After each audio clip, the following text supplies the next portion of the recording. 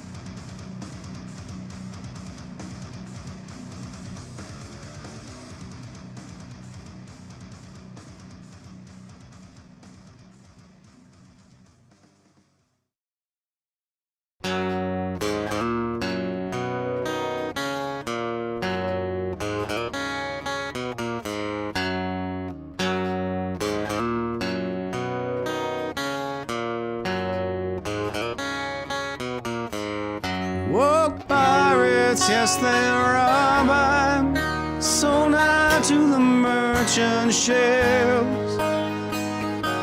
Minutes after they took I from the bottomless pit, my head was made strong by the hand of the Almighty. We forward in this generation triumphantly. Won't you help to sing these songs of freedom? It's all I ever have. Redemption songs, redemption songs.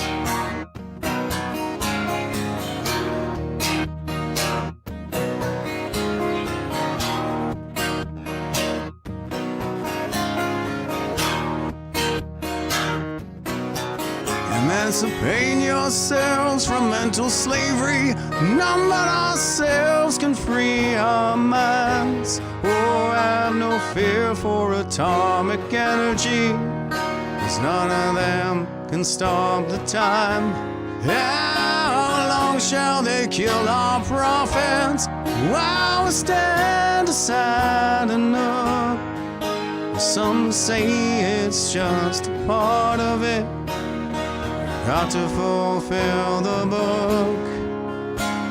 Won't you help to sing these songs of freedom? It's all I ever have. Redemption songs. Redemption songs.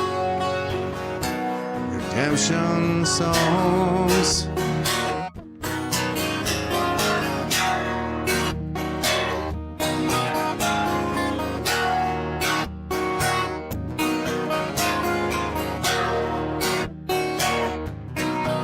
Emancipate yourselves from mental slavery. None but ourselves can free our minds. Oh, have no fear for atomic energy, 'cause none of them can stop the time. How long shall they kill our prophets while we stand aside and look? Some say it's just a part of it. Got to fulfill the book. Won't you help to sing these songs of freedom? It's all I ever have. Redemption songs. Redemption songs. It's all I ever have. Redemption songs. Redemption songs. Redemption songs.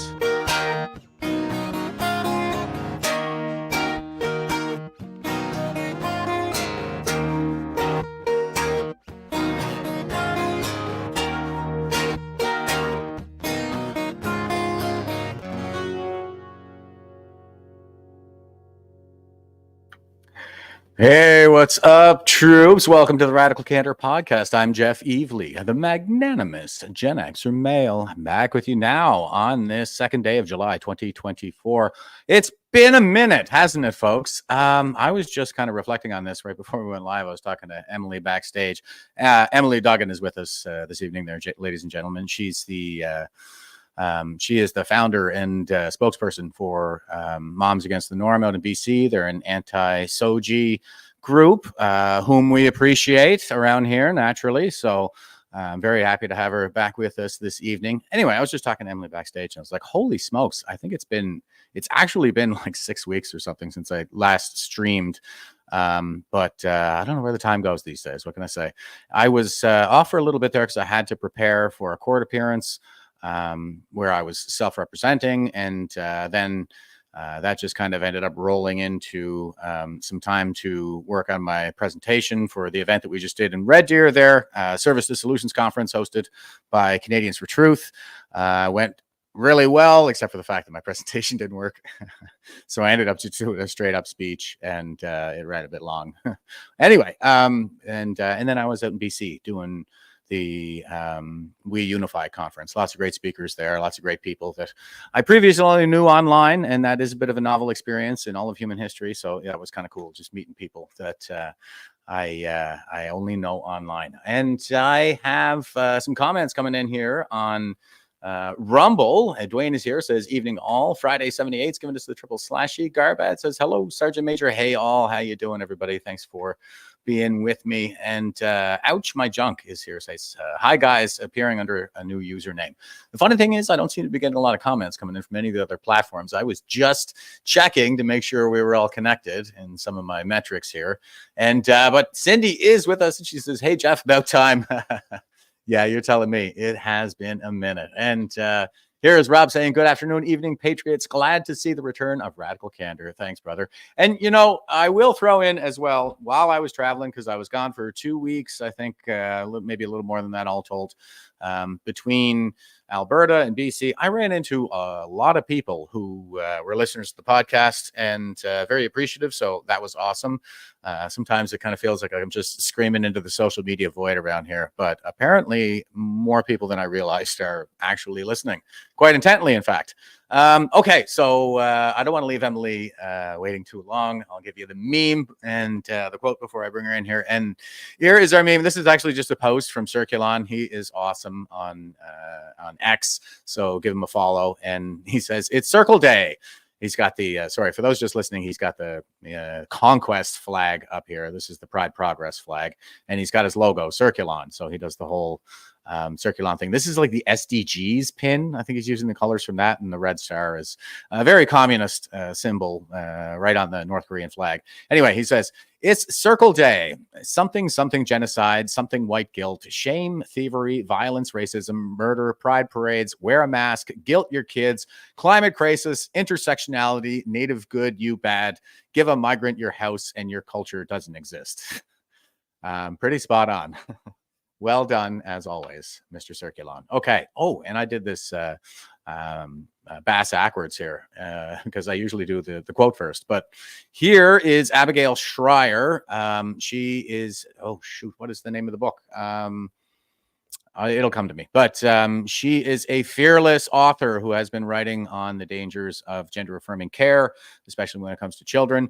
And she says, it is worth asking whether a standard guided less by biology than by political correctness is in the best interest of the patients. Yeah, and that seems to be the question that no one is asking. And there's big bucks for big pharma and all of this. But anyway, I'm going to bring Emily in here. And like I said, she's an anti-SOGI activist. So she's got lots to say around these issues. Emily, great to have you back on the show. How are you doing tonight? I'm good. Thanks for having me. Although it's not really tonight for you where you are, is it? It's 3:00 in the afternoon over here in BC. Okay, it's like 7 p.m. here on the Atlantic coast. But the name of Abigail Schreier's book is Irreversible Damage. Thank you very much. And quite the cover on it, I find really grabs you as well. Yeah, it's a picture of a little girl, like an artist's rendition of a little girl, like a cartoon, but she's got her abdomen is a hole that you can just see right through. Yeah, that's right. Yeah, so it really kind of grabs you. Okay, so Emily, before I go ahead and do the video and get into the whole presentation and everything, how about giving us a little update on what you've been up to since we last spoke?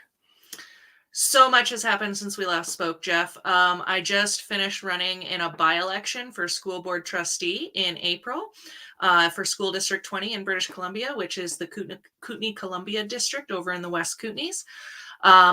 There was 4 candidates in that race, and it was a by-election because one of the trustees stepped down. In British Columbia, school board trustee elections, they're held every 4 years. So the last one was 2022. The next one will be 2026. Unless somebody steps down or is removed for whatever reason, then they hold by-elections. So that was what had happened here. And I threw my hat in the ring. I was nominated by 2 people of the community. And there was 3 women and 1 trans man. So for the viewers and listeners who don't know what that is, a trans man is a biological woman who believes that they are a man, lives life as a man, forces everybody to refer to them as a man, and so on. This person also is a drag king and does performances for adults as well as children. So I lost this election, and the transgender man won. And it was quite the election. I really gave it my all. I campaigned as hard as I could. And what I came out with an understanding of from this election is that trustee school elections, they are not well known to the common citizen. And so I've been really putting a lot of effort into trying to educate people about school board trustee elections, who's eligible to vote, why you should vote, why they are important. And basically it all boils down to our public education system affects us all, whether we're parents or not. And it's important that everybody have a say in who is in charge of our public education. Yeah, 1,000%. And we appreciate you. We appreciate your courage in stepping up to go after that role. And it's kind of the level of wokeness in BC. I almost kind of just rolled my eyes and groaned, like, of course, the transgender woman or transgender man won. So of course. So. That's kind of how I felt when I found out that this person was running against me. I was like, oh, okay. Well, I think we know what's going to happen here. I'll use this opportunity then as a knowledge spreader opportunity. Yeah, pretty much. And, any awareness raising is good awareness raising, especially around this, I think. So much appreciated. And Emily actually sent this over to me. This is, well, I'll just go ahead and play the video. But Gays Against Groomers, for those of you guys just listening, and they did a little video here, addressing pride parades. Oh, I need some volume. Videos before, but this one needs a warning because it is graphic. Let's take a look at what happened at San Francisco Pride and the police officers' responses. The following are all clips that came out of San Francisco Pride.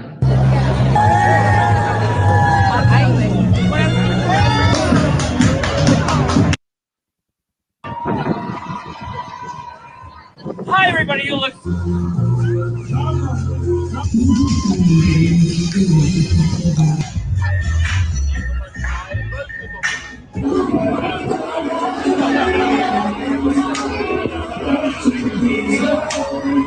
You might think that this behavior around children would be illegal, but let's see what the cops had to say. You have a zone where people are giving each other blowjobs in public and pissing on each other in public. Is that legal? So pick your battle day, and they want us maintaining civility on the outskirts of it, and so that's one of the other. So obviously, there's a lot of nudity around here, men, women, transsexual stuff going on, and there's kids, wandering around the event. I'm not sure on San Francisco's laws or California's laws. Is it legal for nudity to be presented in front of kids? Nudity is legal, yeah, within certain boundaries. What are the boundaries? Do you know? Anything coupled with a lewd act or anything being done for sexual gratification that involves other people. Basically. Okay. Every single one of those people and every single one of those cops deserve the kind of punishment that I cannot say on here. I don't think I've ever put a warning on one of my videos. Okay. Yeah. And if you're just listening, like there's every kind of lewd act going on in those clips that they show, just like the guy says when he's approaching the police there, public, urinating on each other and performing fellatio on one another. Just incredible stuff. Emily, thoughts? When the RCMP member or officer says, or no, that's the states, so just a police officer, when he says to pick your battle, I think that that's a battle worth picking every single day. The clips that we saw there. Performing blowjobs on the side of the road with audiences like that. I mean, that's goes above and beyond lewd acts, inappropriate behavior. And then I question, so there's two ways we can look at this. We can look at the people who are doing these acts, being naked in public, and then we can look at the parents that are taking their children to these events. Okay. Right. So there's a responsibility on both parts. So the people who are behaving like this, they have a responsibility to be in control of their actions. And then the parents who are taking their children to these events, they have a responsibility to know what is going on and what is appropriate and what is not appropriate to expose your children to. Now, maybe back in the 90s, a pride parade was appropriate to take your child to. Today, absolutely not. Absolutely not. Yeah. It's not a family-friendly event when they're doing things like this. And then for officers, police officers, to be allowing it to happen and saying things like, pick your battles, buddy, this is a battle worth picking. Get over there. Yeah. Yeah. He said, this is a pick your battles day. That was his attitude. So, yeah, I mean, it's not hard to tell who the tyrants are. They're the ones that you can't criticize. And even the police are afraid of these people because we all know that this is perfectly illegal. And I like that you throw in that to go to a pride parade in the 90s would have been appropriate. Like, it never used to be like this. No. Yeah. And nobody started complaining until they started engaging in this lewd behavior while children are present, whether it's Drag Queen Story Hour or the Pride Parade, right? That's right. I believe that Pride celebrations, they started out, they just wanted acceptance. They wanted the right to marry so that if their spouse passed away, they would have rights to their belongings and property and things like that. They would be able to be in the hospital and hold their hand with them when they passed. These are all very reasonable requests. I support these requests. These are things absolutely a spouse should be entitled to. That's not the issue. And that's not what the fight is for today. It's gone so far past that now that they're fighting to be allowed to give blowjobs on the side of the road and let kids be exposed to it. That is ludicrous. That is sexual abuse. It's wrong on every level, and you don't need to be a religious person to see that. You just need to be somebody with any sort of moral compass or any sort of values. You can see that this is wrong. Sexual acts there's a place and a time for them, and out in the public is not one of them at all. So Especially around children. Especially around children. So we've really, the pendulum has really swung too far. I do believe that there's a happy medium somewhere. This is not that. This is not that at all.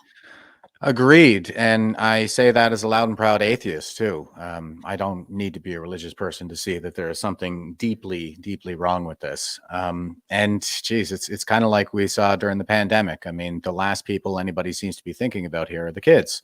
So it's very sad, sick thing to have to live through. And here is some footage from the, I believe, Toronto Pride Parade. If I'm not mistaken, why don't I just check the tweet and make sure? Okay, well, it's Mark Lipinski, so I assume it's Toronto, but here we go.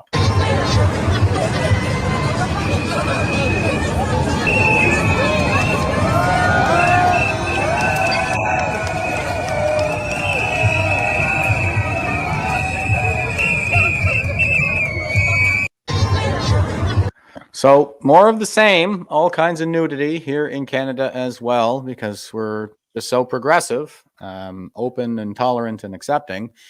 But Gays Against Groomers had a response, as we might expect. And they're down in St. Pete, wherever that is, and said, we hope you don't mind us hanging out at your Pride today. We are there to let everyone know that Pride is no place for children and that there is no pride in sexualizing, indoctrinating, and mutilating kids. Thank you, Gays Against Groomers.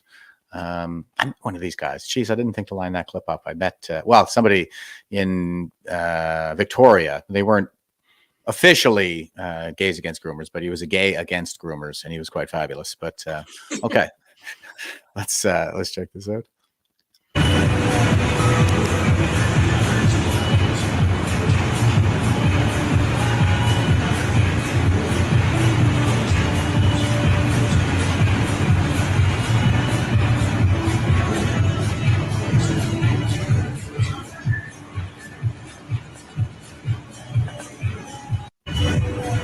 So there's no pride in sexualizing, well, just like they said in the tweet, in sexualizing, indoctrinating, mutilating kids. They have the graphics going on the screen for anybody just listening there, and just saying, take your kids home. Pretty great stuff from them. Yeah, we appreciate them. Yeah, big time. I think that, you know, if you want to talk about red flags, Jeff, which I think is an important conversation, when these things are allowed to happen in public and children are allowed to view them, what we do is we educate children on adult topics that they should not be educated on, and therefore we remove the red flags that we would otherwise have to be able to identify that a child has had some inappropriate action happen to them, around them, in front of them. And what I mean is, if a child sees somebody performing a sex act like a blowjob on another person in public, now they are aware of what that is. Now they've been taught what that is.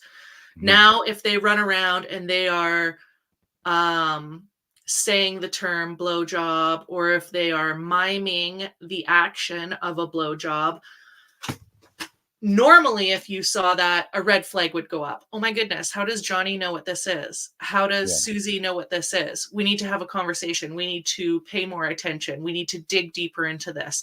This is a red flag. Johnny or Susie, who is 8 years old, should not know what that act is or what that term means.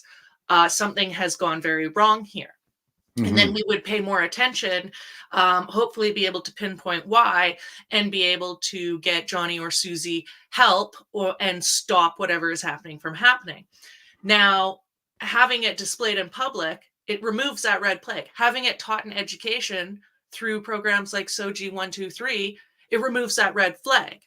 And the left, the activists who promote these things, their argument is, no, it protects them. Education on these things protects them, and it helps them identify it so that they can inform a trusted adult to get help. I disagree wholeheartedly. What it does is it absolutely grooms the child. It teaches the child what it is. It protects the pedophile, the perpetrator, because now they don't have to tell the child, keep it a secret, don't do this, don't tell so-and-so, make sure nobody sees you doing this. This is just for you and me, which is something that a predator would say in the past. Now it's out in the open. Well, they're teaching it in school. Now the predator doesn't even have to groom the child. The public education, public pride parades are educating the child, grooming the child for the predator. So this is a huge problem. This is a huge problem. This is not safety. This is not keeping a child safe. No, I mean, I'll just reiterate what I said a minute ago. The last people being considered in all of this are the children. So it's just terrible. And I like how you explain that too, the angle that you're taking there. Like, this makes children more vulnerable because they're desensitized to this kind of sexual behavior now, and therefore less likely to throw up a red flag, like you say, to their parents if there is something going on. And yeah, it's like, if you find out that your kid knows what a blowjob is, the immediate reaction is, where did you hear that? Like, where are you getting this stuff, right? And then you go and you hunt down the source of it. Absolutely, absolutely. And now what we have is we have, where did you find that? Oh, Miss So-and-so, the grade 3 teacher, shared it with us in this book she read. I'm sorry, what did you just say? So now the entire class knows? And the thing is they present this education. It's not sex education, it's pleasure education. And they present it in a way that makes it sound fun, and this will feel good. Well, what do you think a 7-year-old, 8-year-old, 9-year-old, 10-year-old child is going to do when you tell them that this is going to feel good, this is going to be fun? They're not just going to put it in the memory bank for 10 years later when they're old enough. They want to go and have fun and feel good and teach their friends. And who do you think they're going to do it with? Other kids their age. So maybe somebody who's not been exposed to this. Maybe it's gut-wrenching, and it's horrifying. Yeah. I mean, it's not like we haven't known for eons that early sexualization of children is bad for them.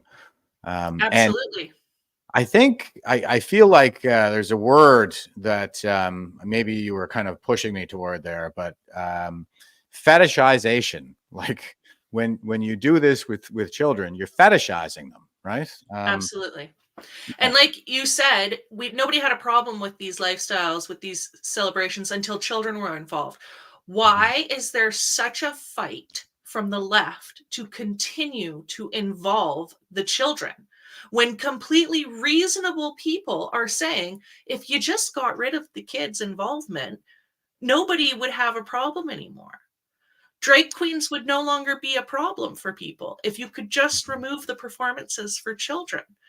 1,000%. I mean, that's exactly it. And the association with the left is a very apt one as well, because I think the reason that they're fighting so hard about this is because of the revolution against all things. Like, Marx called for the overthrow of basically every social norm. So this is part and parcel with that. But the good news is that the left is eating itself.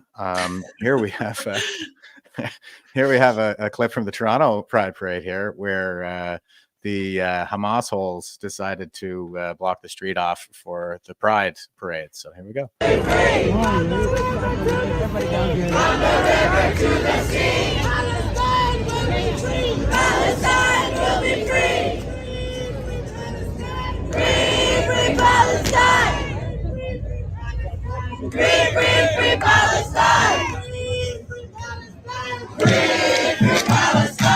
Okay, that's enough of the hypnotic chanting.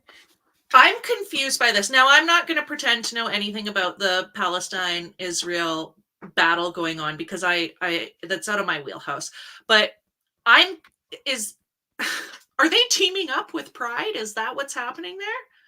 They were just a little while ago. We had Queers for Palestine when it was the pro-Hamas demonstrations going on. Like there were these groups showing up, Queers for Palestine. But now that the Pride parade is on, it doesn't look like that courtesy is being extended in the other direction.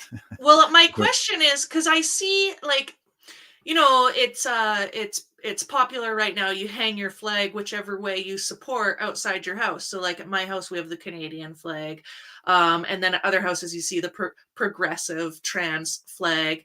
And at some houses you drive by, you see the progressive trans flag and then the Palestine flag. And as I said, I don't know much about the Palestine topic or way of life or anything. So I'm not going to pretend to, but correct me if I'm wrong.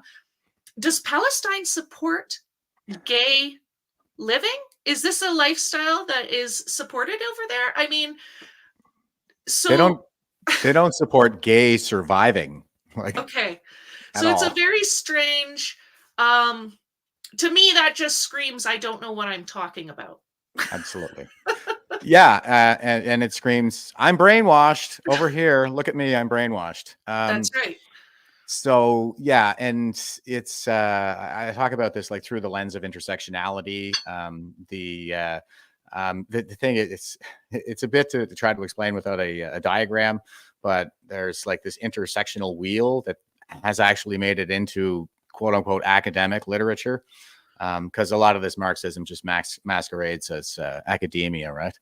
And basically it's like all Western values on the top side of the wheel, and the horizontal line is the line of dominance, and then under the wheel you have the lines of oppression that intersect with all of these. And so anyway, as long as you want to destroy the West, then you're allies. Okay, that's the way it works. So you have the enemy of my friend is my friend, or no, the enemy of my enemy is my friend. I don't know if they're even that smart. I think I don't think they're really thinking this through at all. And, they can't be. Anybody who thinks it's okay to interrupt a puberty or block a puberty, or that a human can be born in the wrong body, they haven't thought it through. Yeah. It's not been thought through. Speaking of people who would support that, here is a guy named Harry Hay. This is a tweet of mine, actually. And I'm saying, this Pride season, be sure to take some time to reflect on the sacrifices of those who went before you in the fight for the rights of grown men to wave their dongs in kids' faces. And this is a quote from Wikipedia. It says, quote, Harry Hay has been described as the founder of the modern gay movement and the father of gay liberation. Controversially, Hay was an active supporter of the North American Man-Boy Love Association, NAMBLA, a pedophile advocacy organization. He protested the group being banned from Pride parades, wearing a sign protesting the banning during the 1986 Los Angeles Pride and boycotting New York Pride in 1994 for their refusal to include NAMBLA. He spoke out in support of relationships between adult men and boys as young as 13, and spoke at several NAMBLA meetings, including panels in 1984 and 1986, and another in 1994 about helping the group strategize a name change to help with their public image, close quote. That's straight out of Wikipedia, folks. So this is basically the father of modern Pride. What do you make of that, Emily? You know, it really hurts my gay and lesbian and bisexual friends because they're getting lumped into this, and that's not, there are really good gay, lesbian, bisexual people out there, and they are running from this as far and fast as possible because it is a bad look, man, and they don't want it. And it's really hard not to lump everybody in the same category. I mean, it happens to us all the time. I get called a white Christian nationalist, a bigot, a transphobe. I just had a lovely lesbian couple stay at my house for almost a week. Worst homophobe ever. And so have you beat on that, on the worst homophobe ever? Sorry, go ahead. Finish your thought. well, I was just gonna say, like, my take on that Harry Hay is like, he's hurting the good gay and lesbian and bisexual people out there because they're guilty by association, and I really feel for those people because I see you. I don't think that you're bad, but man, people like Harry Hay, they're really doing a number on your reputation, and I'm sorry about that. Yeah, that is unfortunate because, like you say, there are plenty of good ones. And Cora just jumped in and said, hello, everyone. Cora, you're late. You owe me 10 push-ups. But I was just going to say that this is one of the people that I was just talking about, how I got to meet people in person that I only knew online during my recent trip. And Cora was one of them. And it was pretty great. It was fabulous to meet her. Okay. So speaking of worst homophobe ever, let's see which one is worse. Here I am in Victoria. Okay, I'll do it. Hey, how's it going? Jeff Evely, the Magnanimous GenX'er Male. I'm here in Victoria, BC for the We Unify conference, and I just came across an ally here that he's out here for Gays Against Groomers, saying, leave the kids alone. I happen to be involved with Leave Our Kids Alone, led by Camilla O'Shea with 1 Million March for the Children last year. 1 Million March, yes. Yeah, right on. Hands off our kids, my mistake. So you want to tell us a little bit about what you're doing out here today? We were just having a great conversation, and I thought we should probably get this out there. So I'm gay, and I do not belong to the alphabet soup people. I'm old enough to know when we were just gay. We weren't gay, lesbian, bisexual. That's just all gay. They hoisted this marketing campaign on us in 2015 because the NGOs needed the corporate pledges to be maintained because they had no more rules. Gay marriage was achieved in 2015 in the United States, but we still had $30-40 billion in assets in NGOs that had to keep the pledges rolling. What do you do when gay marriage has been achieved? Now we're fighting for trans, queer. Keep the money rolling in. This has nothing to do with gay people. It's all about deceptive marketing to get corporate pledges. That's all it is. This alphabet mafia soup is not real. There is no LGBT community. It's like saying the zebra, squid, crab, horse community. What do I have to do with a lesbian? We're both suspicious of bisexuals, and the rest is just spicy straights. Don't buy into this what they're selling you. These leftists are selling you a lie. Mammals cannot change sex. Done. The whole argument is finished. Yeah, 1,000%. So do you think the corporate pledges are perhaps the result of some of the profit incentive for these pharmaceutical companies that are benefiting from, right? Yeah. Why would a government want the healthy body parts of children chopped off, diced up, sliced up, sewn back on their groin in a Mengelesque manner? Frankenstein. You see these pictures of gender-affirming care? I share these pictures. Yeah. Then you understand what is going on in society. Yeah. People have no clue the mutilation of children's sex organs, but with the contamination of the language using cis and gender affirming care and gender expression enshrined in the legislation so that no one can refuse it. It sounds so sweet until you see the pictures of a burrito stuck on a poor lesbian kid's groin. Exactly. And then you're like, what the hell is going on? Sickest thing to ever happen in Canada. You have to see the pictures, folks. The words are deceptive. Nope. It's all propaganda marketing. Don't buy the leftist lies. Yeah. No more willful blindness. People need to see what they're doing to these kids. We're gay, we're not queer, and we're not going away, and we're not being transed away. They did this to us by the Christians, pray away the gay. Now it's trans away the gay.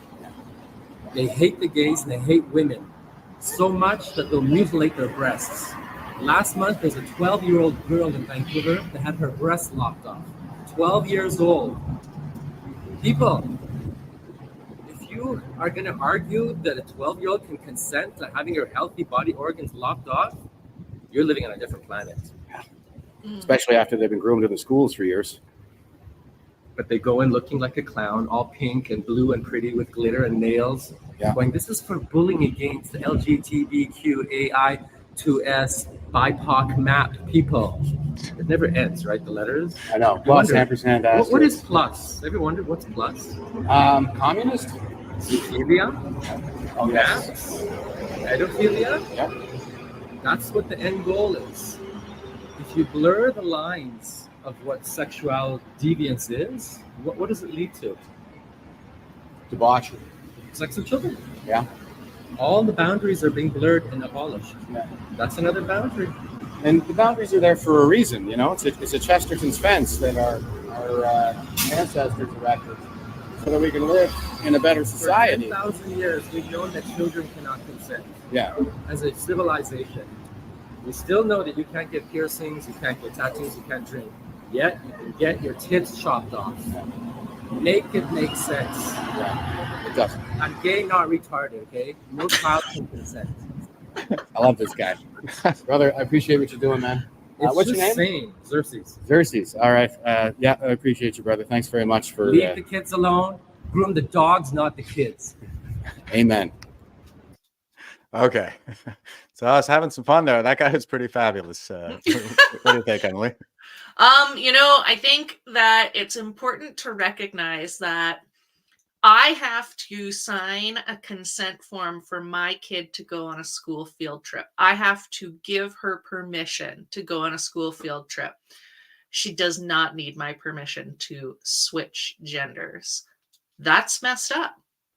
I liked his line, groom dogs, not children. I think that's a good one. And Stephanie commented, well, while you were showing that clip, creating pharmaceutical patients for life. And absolutely, this is not a one and done procedure. There's always a risk of infection after a surgery. So that could possibly lead to multiple surgeries to fix. And then the hormones, you have to always take those. That's not a one and done situation. And I don't know if what your buddy on the steps there, he said about the 12-year-old, I don't know if that's true or not. But if that is true, that's a seriously young age to start on track. If you can get a 12-year-old on these hormones and continue, let's say that 12-year-old lives well into their 70s, that's an awfully long time to be a customer. That's a lot of dollars. Yeah, I don't think they last that long, though, is the thing. I've shown some of the data here before, and they really only go about 10 to 12 years post-op. That's right. That's when the regret starts to sink in. I've got a few trans friends. Some are detransitioners.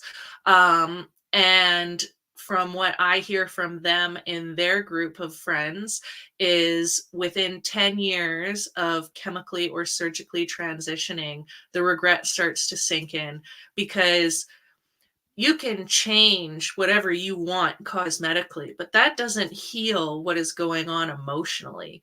You can't change your physical features and hope that your emotional well-being will follow suit. You've got to do the inner work on that. What I am hearing from the detransition community, and even people who have transitioned but haven't started detransitioning but are starting to become more honest about what's really going on with them, they will say, like, this wasn't the answer.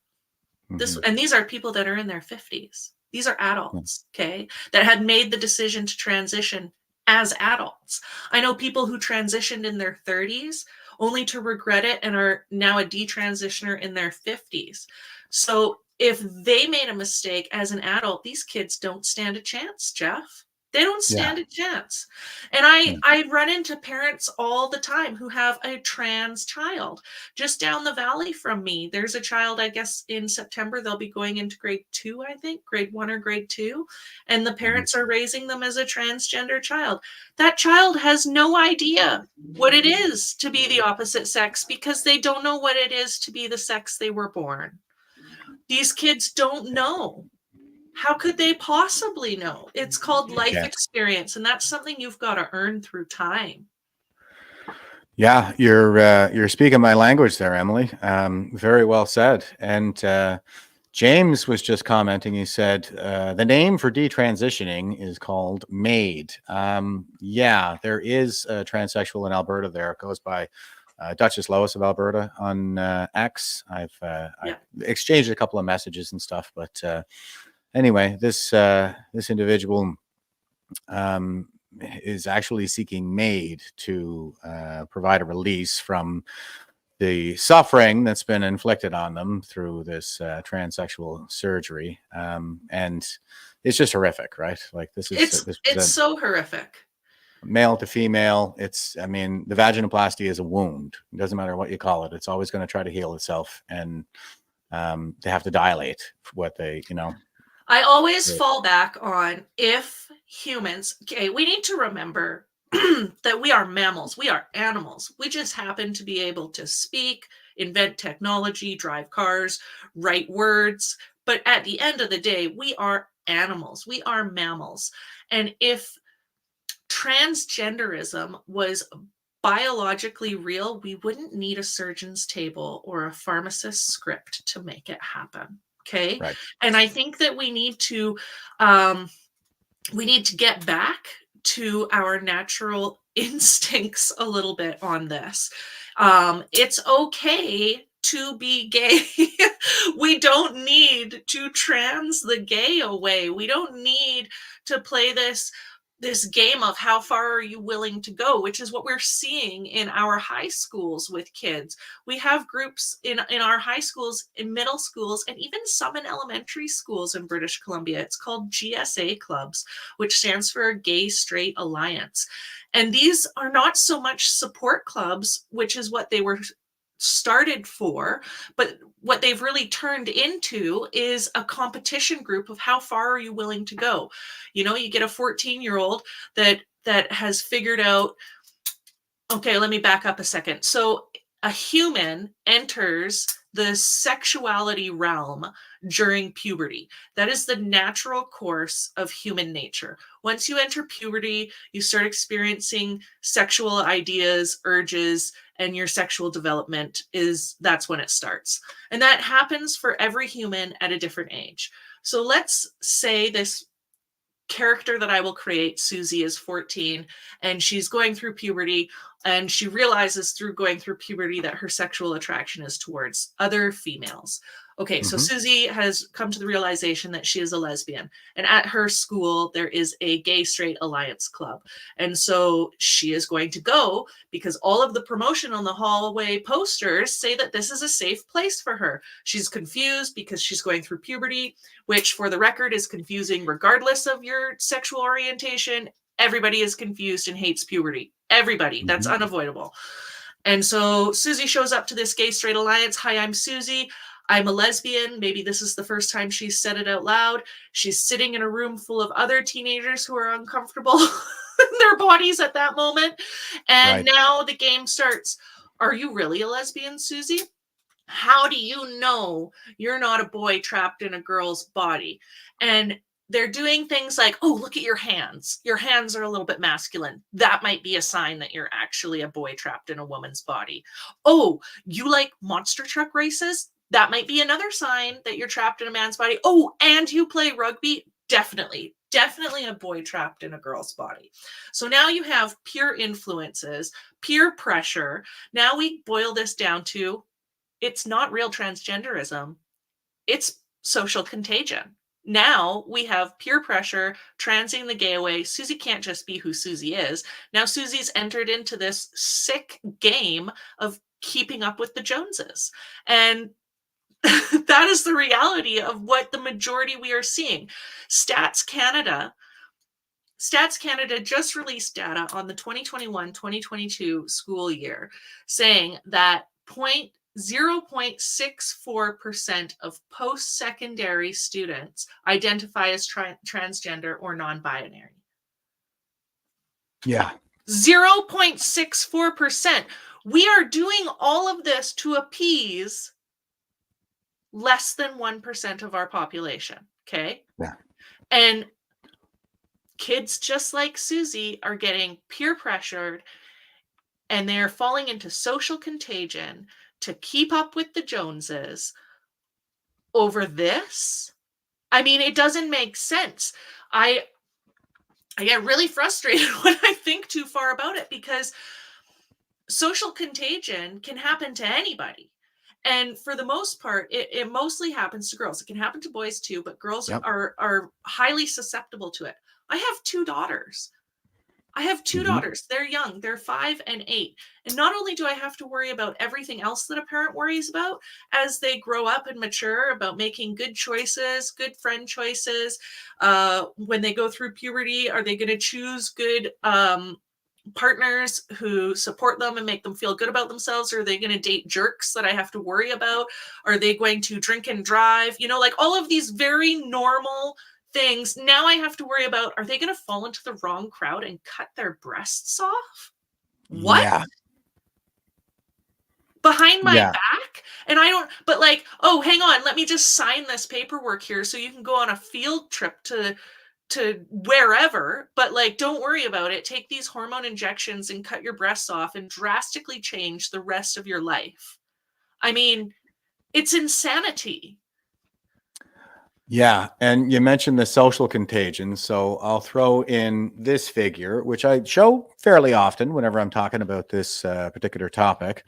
And this is just from the Statista website. There, it's a statistics aggregator, and it says share of respondents who identified as lesbian, gay, bisexual, or transgender in the United States from 2012 to 2023 by generation. And what I want to show here is that the older generations, like the rates of lesbian, gay, bisexual, or transgender are very low. Like this is the silent generation here, right around, it never cracks 2%. It's like 1.7%. And then the boomer generation, they'll get up to about 1.7, 2.3 at the highest. Gen X up another percentage after that. Millennials up quite a bit, up to reaching a peak of about 11.2. And then you have Gen Z, and their peak is 22.3. So that's more than 10 times the silent generation and about 10 times the boomer generation. And the thing about it is, if this were a genuine civil rights movement, for people advocating for more acceptance and openness, then it would be the older people that would make up these figures predominantly, because they would have been ones who were suppressed their entire lives, now coming out of the closet. But the fact that it's showing, but the fact that it's showing up overwhelmingly in Gen Z and the youngest people among us shows that it's a social contagion, because those are the people who are the most impressionable. And like you said, it is often girls. It's like the girls who used to be emo and goth are now trans. Yeah, that's kind of what you got to watch out for here. And like you said, it's encouraged. So it's so encouraged. You know, they don't put bulimic patients or anorexic patients on the same floor in the hospital, because if they find each other, they will encourage each other. Right. That's social contagion. That's an interesting tidbit. But teenage girls who engage in transgenderism, in, you know, it starts with a name change, a haircut, a clothing change. They group together and they encourage each other. You get like a herd mentality, and then it becomes like, who can do next? Who can do next? And then the first one gets her breast, books her surgery to get her breasts removed. Well, the next thing you know, it's like boom, boom, boom. They all fall in line. And then I believe it was Abigail Schreier, love her, who said that there's a 4,000% increase in transgender identifying girls from the age of 13 to 17. That's impossible. That is an impossibility. That boils down. The only way that that could be true is if you incorporated social contagion into the equation, which the activists, the radical activists, refuse to accept as a piece of the puzzle. And, you know, these are the same people that like to scream, follow the science, trust the science. And it's like, yes, okay, well, let's talk about the science then. And in science, you can't just ignore a piece of the puzzle. You have to look at the entire equation. And part of that equation is social contagion. They won't do that though, because it falsifies their dogma. This is part of their religion at this point. So it's going to be a hell of a lot of cleaning up. This is the mess that we're going to have to do. We don't even have a CAS report yet. Seems like the CBC is already running interference on the findings of the CAS report over in the UK there that shut down all these clinics. And we're still charging ahead, and people on this side of the pond, North America in particular, you know, we seem to be, well, what I run into online is if you cite the CAS report, they'll call it a homophobic report. Like, Yep. the use of stigma is unprecedented. Yep. Same with if you cite the WPATH files, the leaked WPATH files. Yeah. Yep. So Homophobic. it doesn't matter what we present from like our standpoint. We are labeled as hateful, harmful, hurtful, transphobic, bigot. And then once you get that label, they can just treat you. They feel like they can just treat you however you want. And I always come back and say like, oh yeah, no space for hate. Like, no problem. I mean, I have people walk past my farm and throw their dog crap over my fence. I have had hate mail sent to my house. I've been spat on in the grocery store. And these are people that are citing no space for hate. And we need to trust the children. I'm sorry, but if I trusted my children to make decisions, we would be having marshmallows for dinner. We would never have a bedtime. We wouldn't go to school. We wouldn't brush our teeth. Our health, we would be sick all of the time. Our health would be crap. I mean, this is why we don't let kids make decisions, because they are not capable of doing it reasonably or responsibly or for the betterment of themselves. Animals in the wild don't even let their young make decisions, because when they do, they get killed. Yes. Yes. And that is goal number one when you are a parent, is for your kids to not get dead. Yes, absolutely. Absolutely. And, you know, and that is the thing, is this gender affirming crap that I'm going to show you guys here. This is the Canadian Pediatric Society. And the page is an affirming approach to caring for transgender and gender diverse youth. And I'm just going to scroll down real quick here. This is the Pediatric Society of Canada, and they have these definitions here on their website. Now, the thing is that I go online and I start talking about this stuff, and people will scream at you that it's not happening in Canada. Well, here is the Pediatric Society's website: gender affirming care provided to an individual to support their gender identity. This care may be medical, surgical, social, and or psychological. Gender affirming hormone therapy: hormones prescribed to induce the development of secondary sex characteristics associated with an individual's experienced gender, testosterone for those who seek masculine features, and 17-beta estradiol for those seeking feminine features, and then gender-affirming surgeries. Also called transition-related surgeries or gender-confirming surgeries, this term refers to a range of surgical options that individuals may pursue as a component of transitioning. And there are clinics all over Canada. I'm not going to get into them all. You bet there are. There's a clinic in Kelowna, British Columbia, and I spoke to an ex-employee there. I've got a Rumble channel, and on my Rumble channel, it's called Mums Against the Norm. I have a series called A Conversation with Emily, and one of the episodes I did a couple months ago, I spoke with Erin, and Erin is now refers to herself as a bearded lesbian. But Erin was somebody who got sucked into the transgender lie as an adult and transitioned from female to male. And got a job as a nurse working at the Gender Affirming Care Clinic in Kelowna, British Columbia. And it was Erin's job to somewhat counsel these teenagers and young adults into transitioning. So part of Erin's job was teaching these kids as young as 14 years old how to inject their hormones. It is absolutely happening in Canada. It is happening in British Columbia. It is happening in a town near you.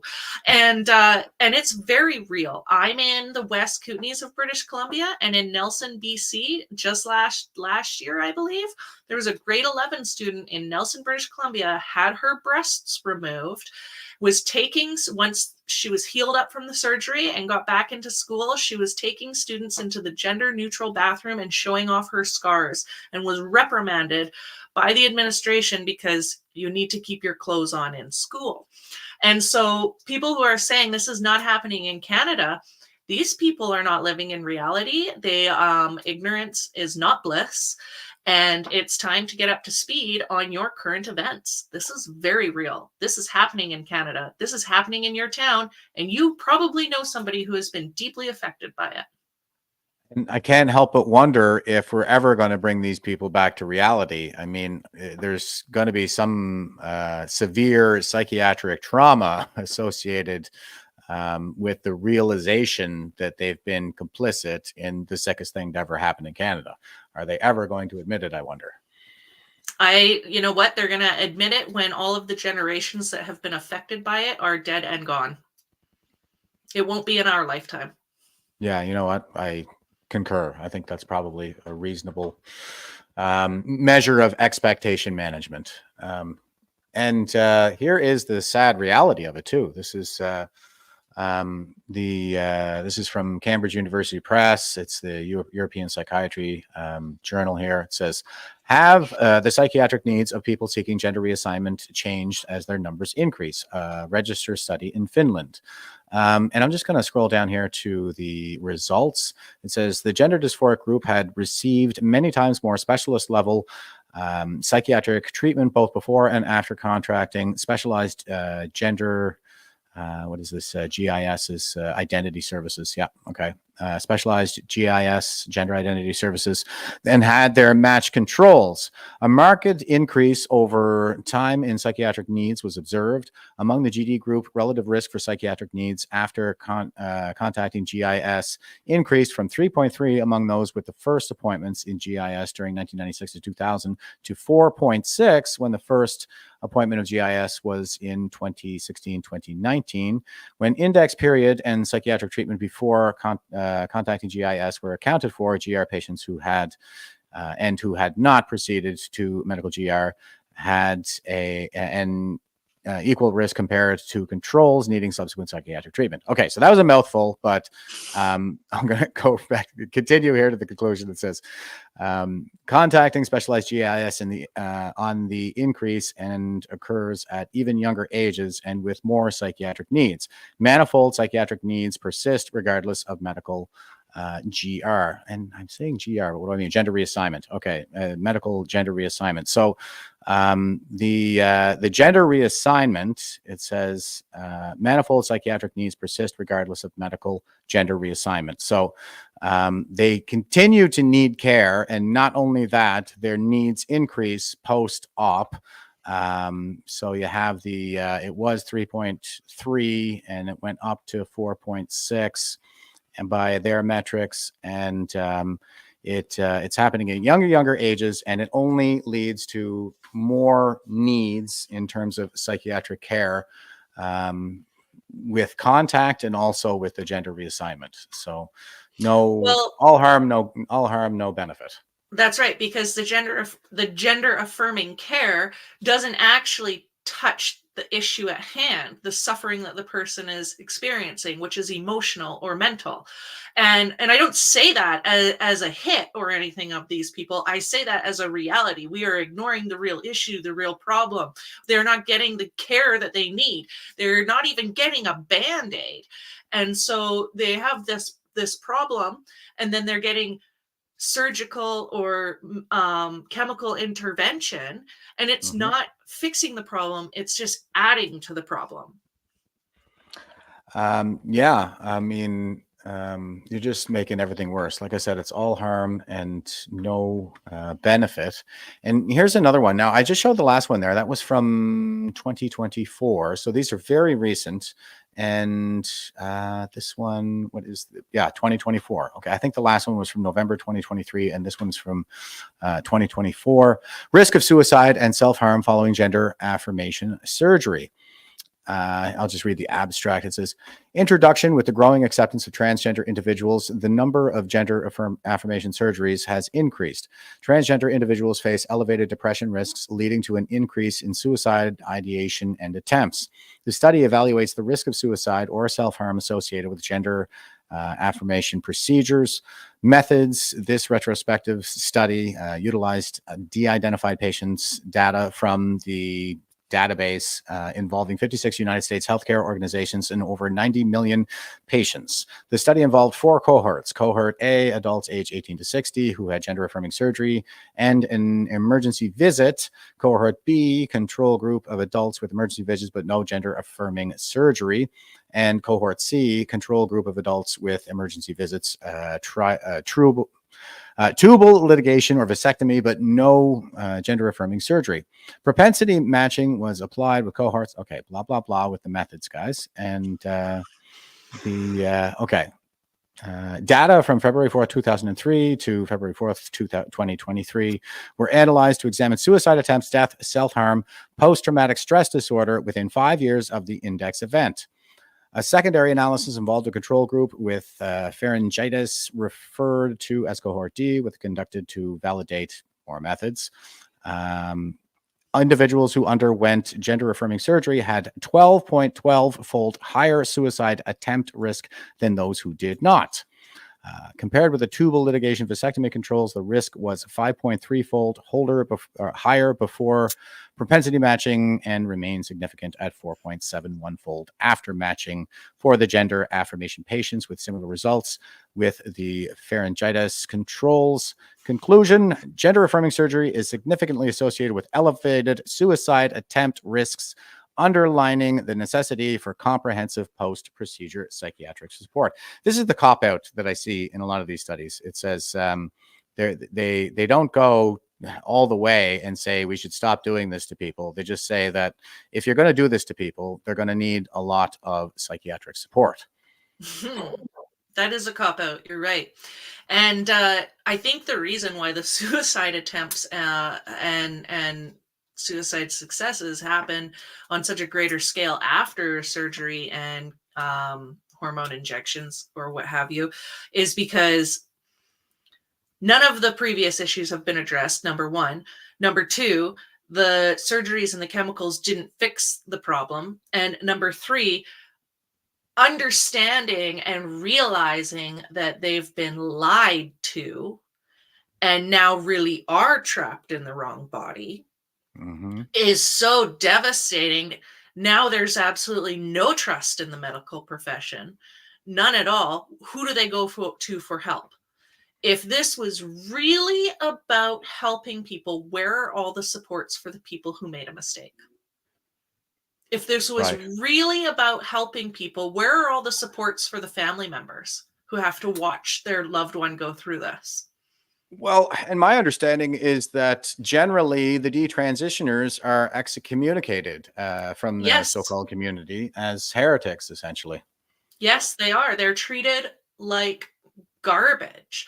People like you and I are taking them in and saying, like, don't worry, it's okay. We see you, we understand, we're sorry this happened to you. We recognize that you're a victim of this trend and this weird government genocide that's happening. That's like really hard to understand or pinpoint the reason why. There's a lot of assumptions and guesses, but as for myself, I can speak personally. I haven't actually figured out a definitive answer as to why this is happening. And like, I've got a few detransitioner friends that I have really come to love, and it just, to watch their perseverance and strength as they try to regain a sense of self and create a new life for like the third or fourth time is unreal. And when I watch this, I understand why many of them commit suicide, because the fight is so extreme to just exist. Yeah, and the ostracization, like I think many of us got a taste of that during COVID as well. Ostracization for humans is pretty devastating emotionally. We are pack animals. Yes, yeah. it was a death sentence in the ancestral environment, like to be banished. Yeah. That was effectively a death sentence. So we tend to take it very hard. So Yeah. I And can't again, imagine that goes helpful. back to like, guys, we're mammals. You need to remember this. It's like the powers to be, they haven't forgotten that, and they are using that against us. Big time. Big time. We are pack animals. We need to have a pack, whether it be big or small. We need to belong. We need a sense of belonging. And they are preying on that in our youth. They are using that to their advantage. The youth that are falling for this, they're not youth that come from good, loving, caring homes with big families. They're not youth that have good, strong support systems. They are youth that are suffering socially, mentally. They are youth that come from not the best home situations. They have, some of them are on the autistic spectrum. Some of them, they're, like I said, lots of abuses, sexual abuse, mental abuse, physical abuse, and they're being preyed on. And the powers to be know that, like, hey, we see that you don't have a pack. Come and join ours. Yeah, they are preying on the most vulnerable among us. And here are some stats from Canada. And this is something that Emily sent my way just before the show. So, Emily, why don't you go ahead and walk us through this here, since you're a little more familiar? Yeah, I think I mentioned it earlier. This is the one that says it's 0.64% of post-secondary students identify as transgender or non-binary. So that is less than 1% in our post-secondary. So post-secondary is college and university levels. It says here that the majority of them are in the social and behavioral sciences. It says fields of study with the highest proportion of transgender or non-binary post-secondary students.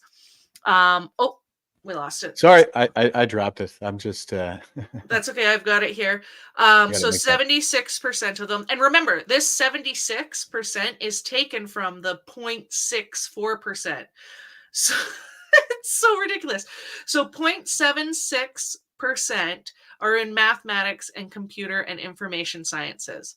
1.34% arts and humanities. 0.74% are in trades, services, natural resources, and conservation. 0.88% social and behavioral sciences. 0.52% are in science and technology. I was just going to say, like, that maps very well with kind of my understanding of like left brain, right brain kind of. That's right. Yep. It makes, if for the people that are paying attention, everybody that's watching this is going, yes. A field of study with the lowest proportion of transgender or non-binary post-secondary students is business and administration, which has 0.33%. Interesting. So if you look up, so at where it has the chart there, the student population of Canadian public post-secondary institutions by educational qualification, and college level certificate, the total number of persons, 89,790. Number of transgender or non-binary persons is 540, which gives you a percent of 0.60%.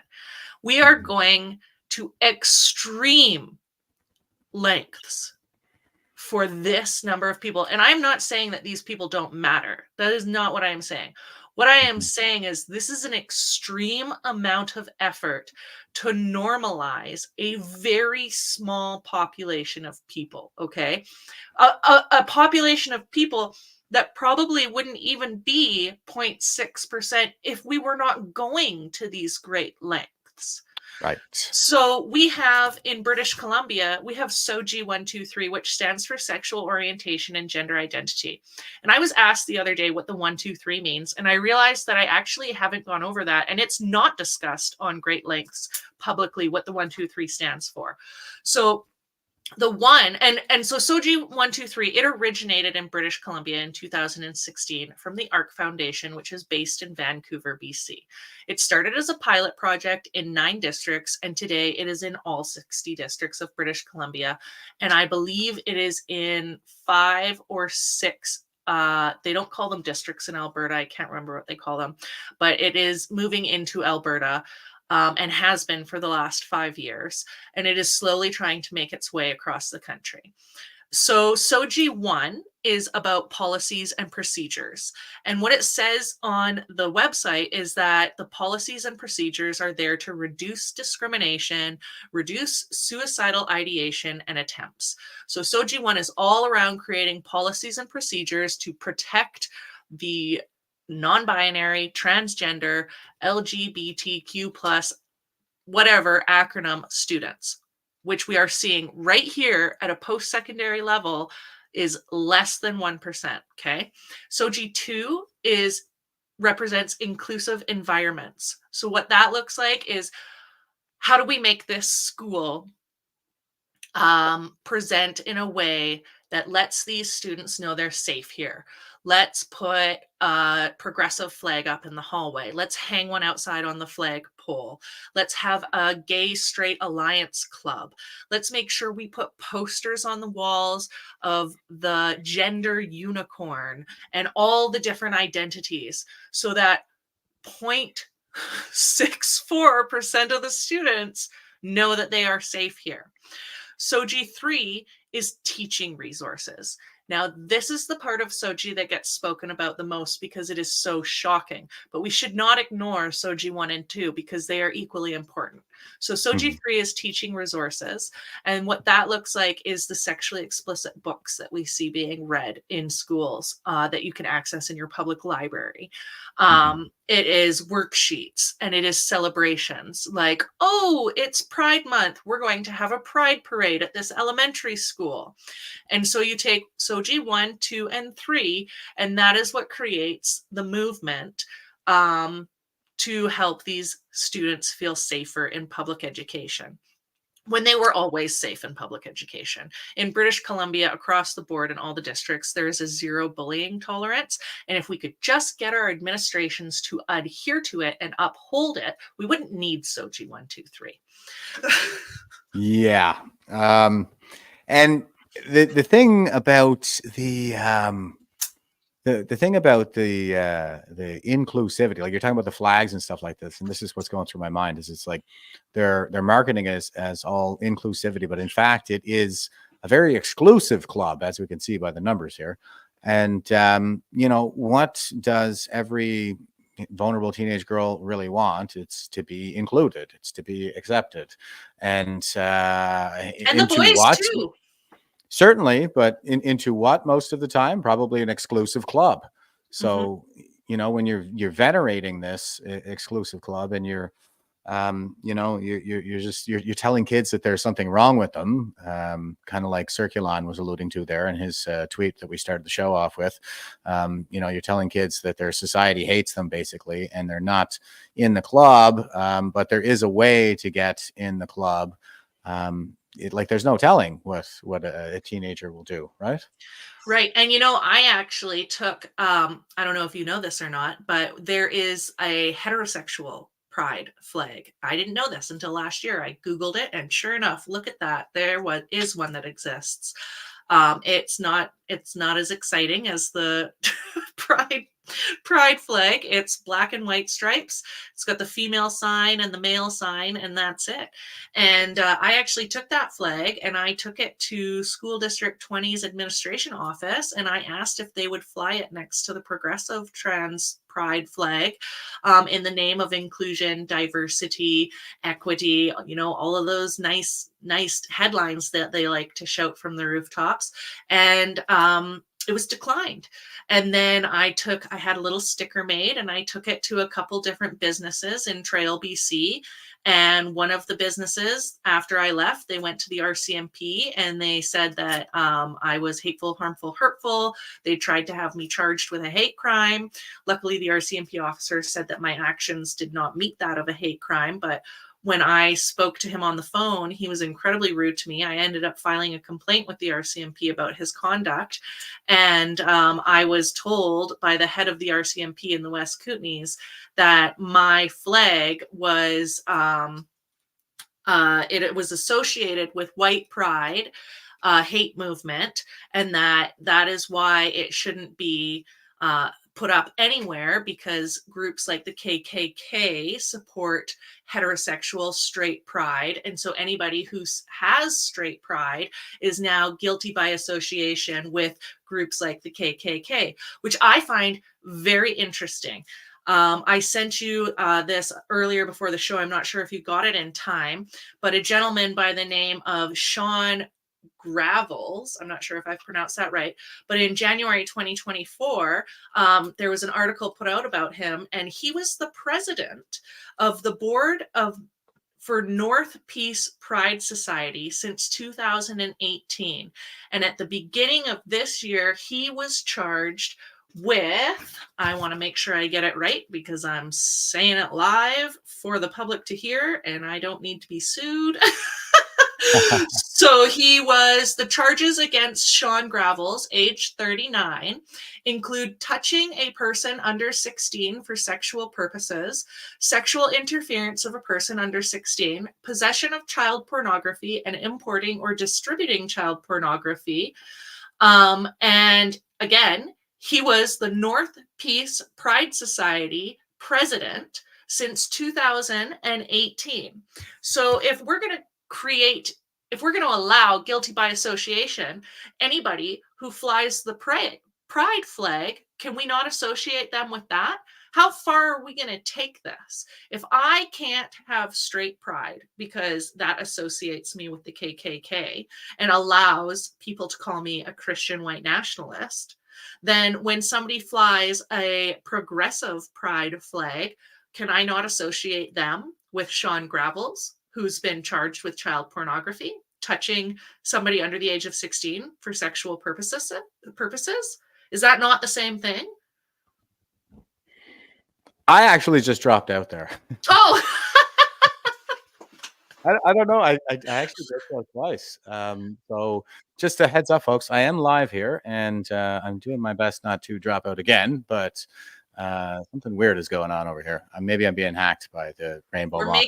We're making too much sense. You know you're on something when you're banished from the internet now. So yeah, I was just saying that, like, if I can't have straight pride because it associates me with the KKK, which I am not associated with, for the record, then doesn't flying a progressive pride flag associate people with Sean Gravels, who is the president of the North Peace Pride Society since 2018? He was just charged with child pornography and touching a person for sexual purposes under the age of 16.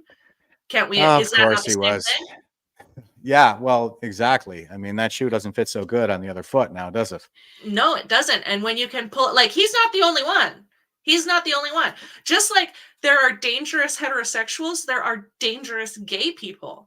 And so you can't group everybody into the same category. I should be able to celebrate my heterosexual pride without being called a Christian white nationalist. And yet I can't. The RCMP have said so. Oh my God. That's that is the level of insanity that we fall into here, folks. I mean, like, that's not even the full extent of it. But it just goes to show. And oh shoot, I got to get my screen back up here, folks. The whole thing just went down on me, but I'm back. I think we're okay. Here we have, this is a Fox News report. They did an interview here. It's just a few minutes long. It says, new book has detransitioners decrying gender-affirming care as they return to faith, family, and foundations. They say that it's like, is that a bad thing? Apparently, that's what's happening. This book is about people returning to faith, family, and foundations after decrying their gender-affirming care. So the detransitioners, this seems to be the way they're going. Yes, and that's what I've seen as well. And I think that that's okay. Yeah, I agree. All right. So, all right, let's check this out. President Biden's health department, meanwhile, remains supportive of these treatments and is instead focusing more on the dangers of social media. Our guest had a double mastectomy, so-called top surgery, at a young age, but has since detransitioned. Joining us now is Prisha Mosley. Prisha, thanks for joining us. I just want to put up what this new law in Utah does. It bans sex change surgeries for anyone under the age of 18 and prohibits hormone therapy and puberty blockers without formal diagnosis of gender dysphoria. Do you believe that America at large needs to put the brakes on transgender treatments for minors? Absolutely. If I'm correct with the numbers, there's been a recent 4,000% increase in trans identifying youth in America. And I mean, the numbers just don't add up. It looks like a social contagion. So let's take a look broadly across the country as to where we stand. Utah joining Texas and Florida with bans on transgender surgeries for minors. There was a surgery ban in Arizona. The ban was suspended in Arkansas and Alabama, but the remainder of the states, the overwhelming majority, have no bans and are moving full steam ahead with this. Yes, it's quite frightening. I'm hoping that bans, even if temporary, will give children more time to think and find actual helpful therapy for root issues and not be rushed into medicalization. I want to jump ahead here to call for's number 5 and number 4.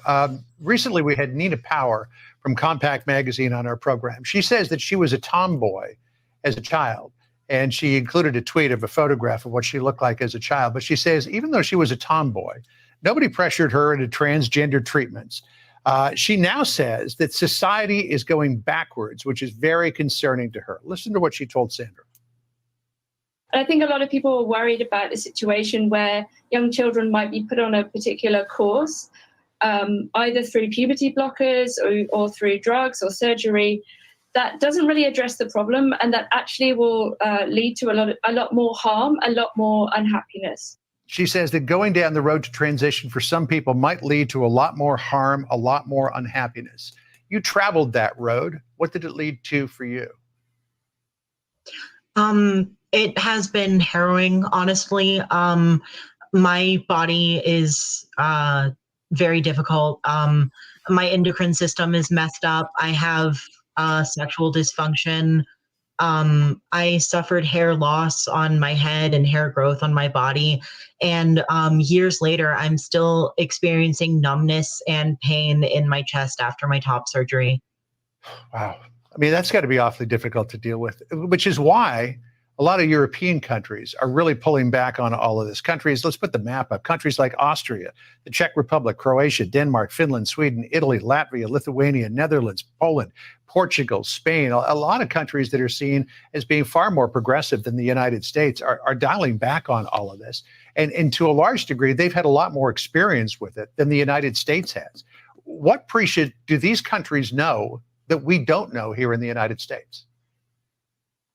I think because they've had more time with this, they can see the actual results. We're not studying detrans people. Actually, here in the States, there aren't even medical codes for detrans people. I'm still coded as a transgender person. So there's just not research, and they haven't found out the devastating side effects of hormones and surgery. Even if you remain trans and don't detransition, you're on the medical leash for life and will have severe complications. Well, Prisha Mosley, we appreciate you being with us, and we're thinking about you all the time. Thank you. Yeah, and somebody, I think her name is Prisha Mosley, but somebody was saying Tammy Morrison. I'm not sure. But anyway, this is, and I don't buy this excuse that because they've had more time with it overseas, that it's going to take us a little bit more time to catch up. I mean, we have all the data. I'm showing studies from Sweden, so on and so forth. Like you go where the information is, and we have access to all of it. So what is taking so long in North America? A handful of states are getting on board, but I mean, Europe is way ahead of us on this. What are your thoughts on that there, Emily? Well, the first thing that jumped into my mind is how come it's called progressive when it's targeting children? How is targeting children referred to as progress? That I don't think I will ever understand that. But and I don't know what's taking North America so long. I mean, Canada and the States, we're kind of in the same boat there. We're just like we've just totally blinded ourselves, turned off our ears and eyes to the reality of what this is. This young woman here, she is one of many, not a few. She is one of many, and they're all saying the same thing. I was too young. I didn't know. I just watched the documentary, The War on Children, and I actually think it might have been that young woman that was in it. But whoever the young woman was, she had her breasts removed at 13 years old. I'm not even entirely sure if a woman's breasts are finished developing at 13 years old. What medical professional removes a body part that is mid-development? Where is the code of ethics here? Where are the values of the individual performing the surgery? I know that in States versus Canada, the like payment of a surgeon and a doctor, it differs. I know that there is a cap in Canada, and I don't think there's a cap in the States. And so if it's not for financial gain, why are they doing it? What could possibly be the reason behind it? If we have patients who have to wait months and years for a surgery, a truly life-saving surgery, perhaps like say cancer or what have you, and then we just have this lineup for gender-affirming surgeries that just get in and out, and we're just pumping them out like crazy. I don't understand how that is the reality that we're living in. I don't understand how the powers to be are completely ignoring the harms done. And it's not, again, I'm always advocating for the family. It's not just the person who is transitioning that is going through the transition. It is not just the person who is detransitioning who is going through the detransition. It is the mother, it is the father, it is the brother, the sister, the grandparent, the aunt, the uncle, the friends. All of these people are being affected. It's like throwing a pebble into a pond. There is a ripple effect. Where are the supports for the other people in this person's life? Where are they? Well, yeah, that is the thing, is I don't believe they exist. Even in some of the data that we've shown here, some of these studies, they're advocating for more psychiatric care post-op, but when it comes to detransitioning, like that care just doesn't exist. It doesn't. In the 70s, they were transitioning adults in the 70s. And the criteria was you had to live an entire year, 365 days without taking a break as the opposite gender. And if you couldn't hack it, and you had to do regular counseling and keep a journal. And if you couldn't hack it, they were not going to transition you medically whatsoever. That was a good model. I think that that's good. If you can't do it for a year, you can't do it. Okay. Like, I think, you know, it's kind of like on par with having a teenager who wants a tattoo. Okay, well, here, wear this fake tattoo. You want a tattoo on your neck? Wear this fake tattoo on your neck for 3 months. And if you don't like it, you can't get a real tattoo on your neck. Like, it's not care. It's not life-saving surgery. It's the ethics have left the building. The people that are engaging in these surgeries and chemical interventions, I don't know where their head's at. I mean, of course, you don't know where anybody's head's at until you walk a mile in their shoes, which is impossible. But I was told by one person that they're just living in an echo chamber. So they're working with and socializing with people who have the same morals and values, which is typical. Again, we're pack animals. We surround ourselves with like-minded people. Okay, that's reasonable. That makes sense. But at the same time, as a medical professional, you should be aware of all walks of life, of all ideas, and of all things that you're involved with in your profession. And whatever happened to I'm going to get the saying wrong here, but there used to be a code of when a doctor or a nurse shows up to work, they hang up their personal opinions and ideas and beliefs with their jacket, and when they put on their doctor's coat, they now just carry the code of ethics of a physician. I What think that's happened called to that? professionalism. Where did that go? When did we lose it? What happened? I think like you're really touching on the profit incentive there. How much that incentivizes doctors in Canada might be an open question, but it is there. Like they're paid contractors effectively under Canada's healthcare system. And I know that there was a ton of them being done in Montreal in particular. Here's the National Post. We've shown this here before. This is from 2023, September 29th, and it says hundreds of trans teens under 18 have had breasts removed in Canada, new data show. Concerns have been raised about mastectomies in teens when uncertainties exist about long-term health effects and the possibility of regret. Yeah, I would say like that, hundreds at this point. And we're a very small country, so I think it's like the profit incentive is probably there, but also I think it's part ideological. Like a lot of it is ideological, if anything. These people think they're saving the gays or something like that.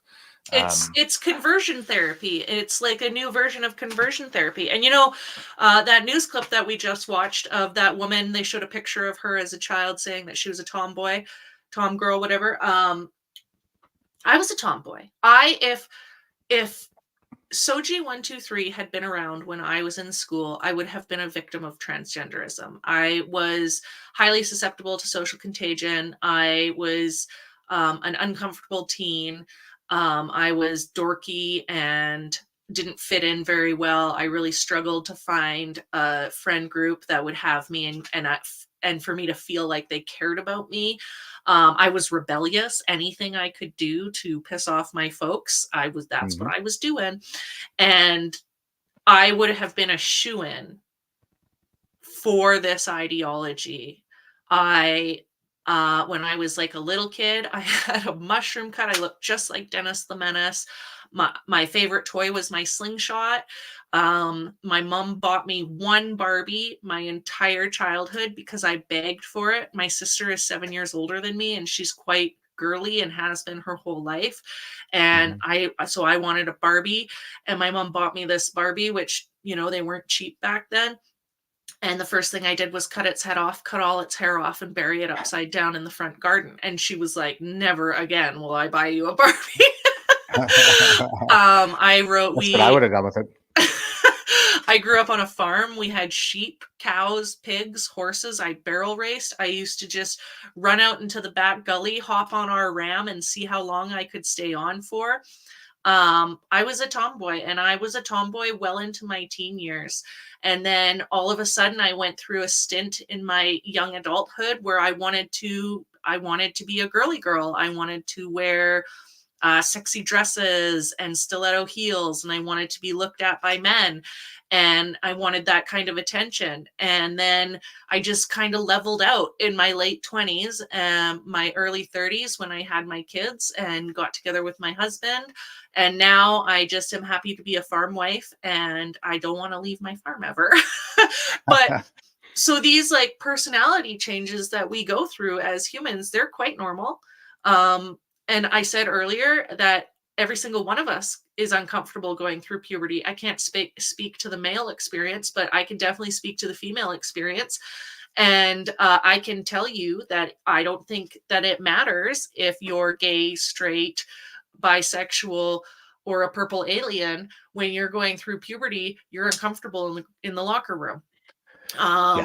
You don't feel good about anything. Everybody's body develops differently at a different rate at a different time, and it's not fun for any of us. And to use that as a pillar idea that you're in the wrong body is abusive. It's a lie, and I'm not sure when we're going to start accepting as a society that it's normal. I think that So I'm very embarrassed to be a millennial.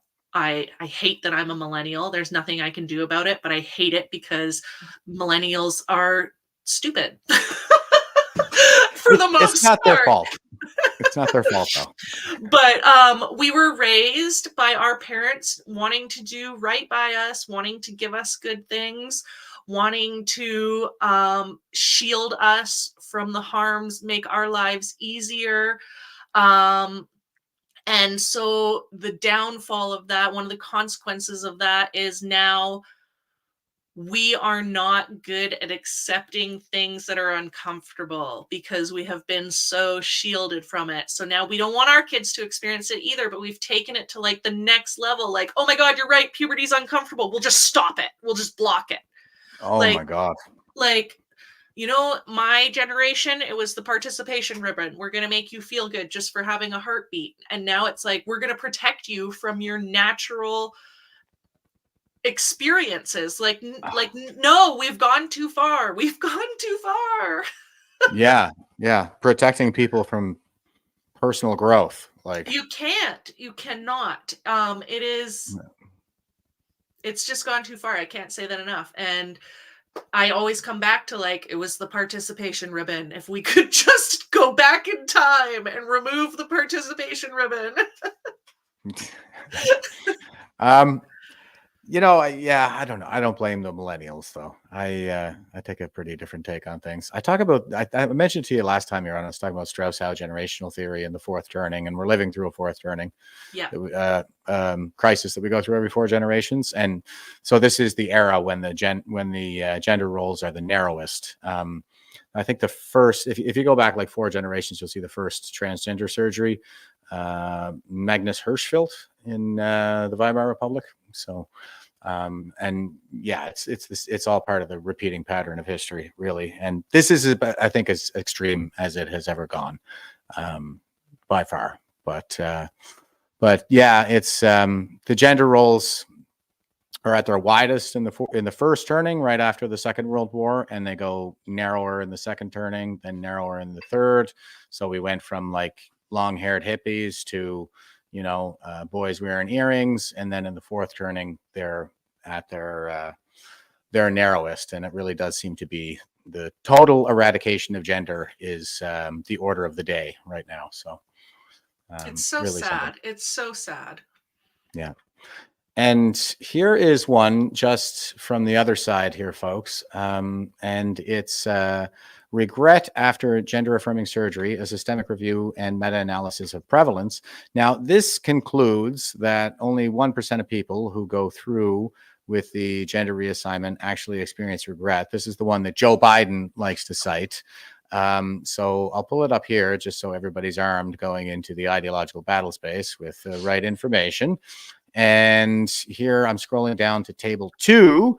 We can see that when they're putting these things together, like maybe we want to rethink this anyway, because here's the data from Canada, and the median age is 28.5. So the people who are going through this, and you'll see a similar trend as you scroll down with a lot of these studies. So they're not talking about kids when they're citing this 1% figure. They're talking about people who are 28 and a half, 33 and a third, 34, 39, 35, 38. Okay. So, and this data is actually from the 80s. I think I need to scroll over to see that, but, all right, it's in there somewhere, but yeah, they're using data from the 80s and we're talking about adults. But this is the one that came out 2021. Yeah, 2021. This was the one that Joe Biden stood on there and said, yeah, we got to do this stuff. We got to keep doing it to all the kids because we just got this study. And this would be about the time that, you know, the left and the pharmaceutical companies would be cobbling together a meta-analysis of all of the confirmation biased data that they can find out there, and they'll come back to us and say, nope, it's all good, 1%. But in fact, they're talking about old data dealing with older people, not kids. So that is, and there was no social contagion back then, right? Right.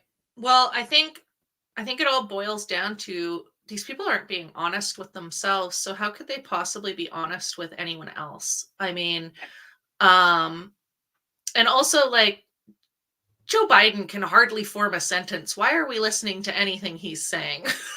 Like the guy. Honestly,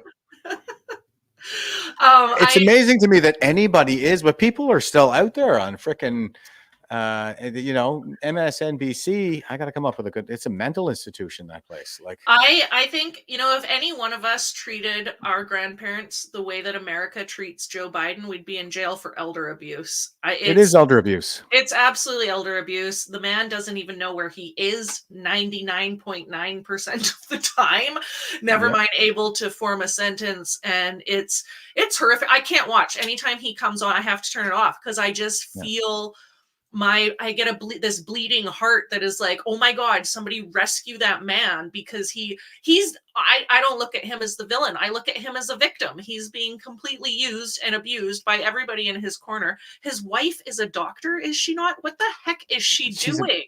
PhD in education. Like, yeah. It's terrible. It's terrible. She's abusing him. Oh, they all are.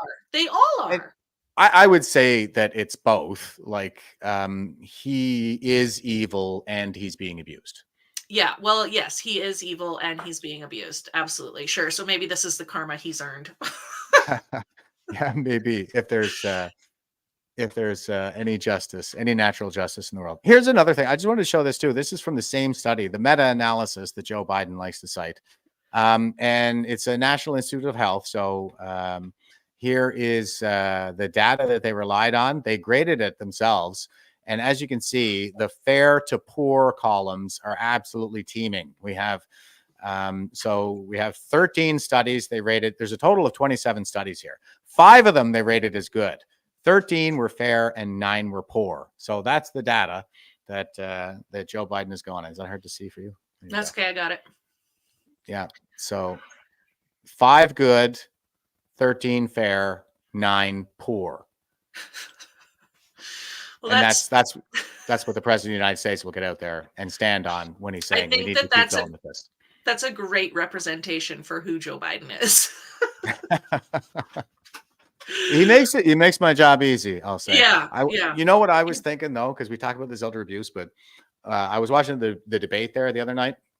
I was like, what did they shoot him up with? Look at his eyeballs. He usually stands there and he squints like this. He's got these tiny little eyeballs lately because his dementia is taken over. And then he came out on that debate stage and his eyes were bugging right out of his head. I was like, what did they shoot him up with before they sent him out there? Something good. They gave him something super I'm asking for a friend. Yeah. Totally asking for a friend. Yeah, when he's not smelling little girls, he's taking shots to make speeches that he doesn't have any on. Yeah, unbelievable. Before we move into the outro or whatever, I think I will plug this petition, and I'm gonna plug Kosh Mom over on Rumble as well for dumping this in the chat for me, and I threw it into the lineup. Thank you so much. And Kosh Mom's been making all kinds of great comments over there and also provided the link to the National Post article. I've shown it here before, but I thought it was topical, so I threw it in there. So thanks for the assist over there, Kosh Mom on Rumble. Here is E5010. It's on health, and this is on the House of Commons petitions site here. And it says, petition to the government of Canada, whereas we are deeply troubled by the largely unrestricted social and medical options being presented to children struggling with gender ideation in Canada. Recent revelations, including the discredited nature of the World Professional Association for Transgender Health and the findings of the CAS review commissioned by NHS England, underscore significant concerns regarding the safety and effectiveness of current treatment modalities. The protection of our youth from irreversible and harmful medical interventions should be a top priority for the Government of Canada, and we implore the House of Commons to prioritize evidence-based practices and take decisive action to ensure the safety and well-being of all children and adolescents in Canada. We, the undersigned residents and citizens of Canada, call upon the Government of Canada to 1. Cease all physical medical procedures for individuals under the age of 18 and gender affirming care for those under 16 years of age. That doesn't go far enough, guys. Adopt evidence-based guidelines that prioritize non-invasive reversible forms of intervention until individuals reach an age where they can provide informed consent. And 3, disengage any association or endorsement of WPATH and its recommendations, as they have been largely discredited and are not conducive to safeguarding the well-being of children and adolescents. I could have told you that. I could have told you that years ago. I'm so glad that you're showing this. My friend Jessica Street helped write this petition. It is because of all of her hard work and dedication to the cause that this is a thing. She's a wonderful human being, and she has done so much good work for Canada. Thank you for sharing this. Yeah, of course. My pleasure. And thank you, especially to Kosh Mom, for sending me the link there in the Rumble chat. Much appreciated. We got some pretty knowledgeable and motivated people in this audience here, folks. It's wonderful. So it is. Yeah. And you know, when you said you don't think that's old enough, the 16, I agree with that. If I had it my way, it would be nothing would be happening to anybody under the age of 25. My line is 25. Like we have, we've got some like RRSPs or whatever, some money saving things for our kids. And I've set it up that my kids won't be able to touch it until they're 25, not 18, not 19, not when they graduate, because I have a theory that you graduate from high school and then you get like an introduction to real life and you're just stupid. You don't know the way of the world. You don't know who you are. You are irresponsible. You just lack a basic understanding of what it takes to be a productive human and member of society. And so it takes from graduating until on average about 25. I hope by the time you're 25, you've got it, you've leveled out somewhat. And so I think that like if I was queen of the world, I would make it the age of a flat 25. I concur. Actually, I say 25 all the time as well, because the data that I have shown here previously, like there's a pattern that I can see emerging where the older they follow up with these people, the older they are when they follow up, the greater the rate of desistance. So by age 23, the rate of desistance is 88, and by age 25, it's in the high 90s. So 88% of people who present to gender clinics with dysphoria, the dysphoria will desist by age 23, 88% of the time. And by age 25, I think it's 96 or 97% of the time. So I think on average, by the time you've reached the age 25, you care less about what those around you think of you, and you really start to come into your own and start to think like, oh, I actually like this, or you know what, I actually don't like that. I don't need to do this because my friend is doing it. I can do this because I like to do it. And so I think that that would get rid of a lot of the social contagion aspect that we're seeing now. Yeah, I agree. And I'm just going to address one comment here. Here's Christian Rose. He trolls me on Facebook all the time. He's a total scumbag who likes to promote the sexual butchery of children for profit into permanent medical patients. You must own stock in Big Pharma or something like that. He says 25, huh? So much for freedom, apparently. So, Christian, you are super dumb and you have no idea what freedom even means, okay? So when we say freedom, what we mean is freedom from coercion. Okay, that's what a free country is. You may put laws in place that deter me from acting, but you may not coerce me to an action. So when we're talking about freedom, like coercing people into taking creepy gene therapies marketed as vaccines, that's coercion. But when we're talking about putting safeguards in place to do less harm in our society, to prevent harm from coming to young people, that's just a sensible thing to do. Okay, buddy, that's got nothing to do with coercing anybody. So freedom is not even an issue there. You're dumb. I wonder if Christian lets his 12-year-old take vodka shots and Red Bull, or lets his 5-year-old drive down the freeway. I think, you know, we've got age limits in our society for a reason, and not to trample on people's freedoms, but to protect them and keep them safe. Yeah, and people who want to protect children are homophobes, don't forget, according to Christian. So Well, that's the level of maturity that we're dealing with over here. So he's probably going to be sad come the election next year, isn't he? Then we all pray. Yes. It can't come soon enough, by the way, folks. Holy smokes. How much damage can they do between now and next year? Don't tempt them. Don't tempt them. Oh, who needs tempting? But the good news is they took an extra long break for the summer. So that works in our favor. That's refreshing. They didn't damage. take an extra long break. They gave us a break. Exactly. All right. I'm going to throw to the Veterans for Freedom website, folks. So head over to veteransforfreedom.ca and check us out. You can subscribe to our newsletter by clicking subscribe here. Join Veterans for Freedom if you're a veteran by clicking join here, and support Veterans for Freedom by clicking support here. When you go there, you will see the opportunity to donate to V4F directly to help us keep the lights on and the StreamYard going and the website and all that. And also there is the support fund option as well, which we have set up to collect donations to help Canadians who are suffering under this tyranny. And I'll show you some previous fund recipients here. We had the Capital Bikers Church up there last going off. They're awesome. So I'm happy to have them on board. Chris Lysak, who of course was a political prisoner out there in Coutts, Alberta, and Matt Anderson's service dog Nova. Matt has a balance of $12,100 left on his service dog Nova. Payment will be made to the Searchlight Service Dogs. Matt is a Canadian military veteran who served in Afghanistan with the 2nd Battalion of the Royal Canadian Regiment. He was deployed to Afghanistan in 2008 as part of the Kandahar Provincial Reconstruction Team. On December 13th, he was part of a patrol that was hit by an improvised explosive device.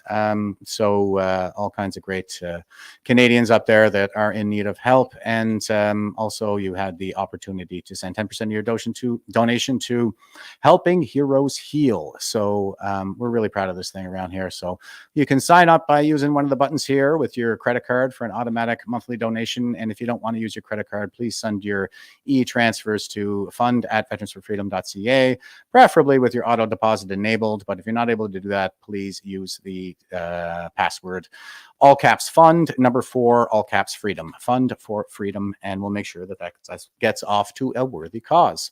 And that brings us all the way back around to I was going to do circular to our quote for the day.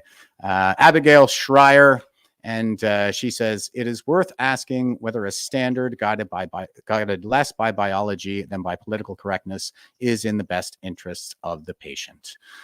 Well, what do you think? I think we pretty much beat that one to death here, Emily. Are they better off with the procedures done in the name of political correctness than they are in the name of their own health? Final thoughts, please. We should never be making life-altering decisions based on politics. Politics and health, they don't mix.